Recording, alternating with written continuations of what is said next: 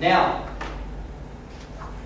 if I'm telling you to reverse previous discounts in your business and add new fees, the automatic fear that we have is my clients aren't going to pay more, correct? Is that automatically what comes to mind?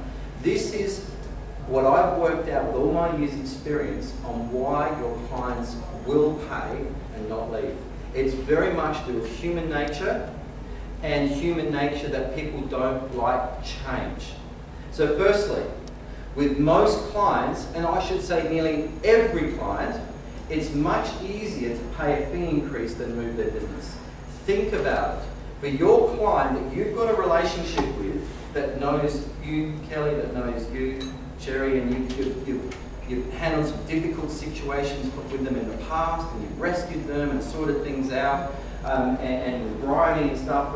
If I got a letter from you to say that you've put up my fees, what do I have to, as a client, emotionally go through to separate my business from you and the physical work involved, and then go out into the great unknown? What do I actually have to do emotionally? Risk offending you? And Sherry, no offense, I still love you, but I don't want to pay your fees anymore, so I'm going. It's too hard. And then the work involved to do that, and then I have to go out into the great unknown to a property manager that I don't even know, to a level of service that I could be worse off. That's a normal human nature fear that we could be worse off. Is too hard. We're getting into the roots of why this works. See, they'd rather stay with who they know than who they don't. They'd rather the devil they know than the devil they don't. That's human nature. Once they're bedded down, I'm talking about clients that are 18 months, 2 years into a relationship with you, not the new clients. What annoys them now soon becomes the norm. What I mean by that is that you get a letter in the post. Think about yourself. You get a letter, you come home tonight, and you've got a bill from, let's say, your credit card or your bank or something like that, and they've said in the letter, due to this and due to that, and world oil prices, whatever, you have to put up your credit card percentage by 0.25%. Well, what are you going to do? Well, next day, we'll call up the boss and say, look, I'm not coming in today. I've got some important business to do. And the next, you go through the internet or the phone book and find every bank and every financial institution in the area and look at all their rates and compare the 30 or 40 or whatever you come across, and then find the cheapest in town to go and sign up a deal. Is that what you're going to do? What are you going to do?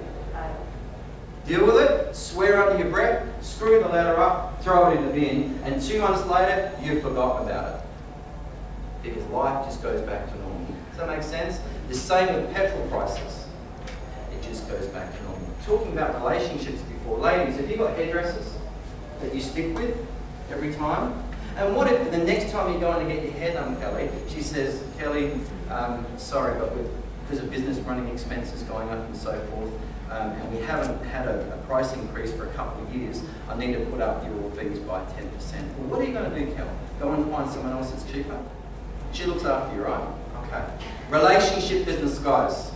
It's not like a mobile phone company where you call someone up with some strange accent. It's not. It's relationship. Accountants, principals. How long have you had your accountant for that you use? How long? 20 years. 20 years? So if I moved up to Mount Barker, David sent you a letter to say that I've just moved in down the road, and I'm assuming you live in that area. And look, David, I'm new in the area, I'm an accountant, I need your business, so whatever your accountant is charging you, I'll charge you 20% less. What are you going to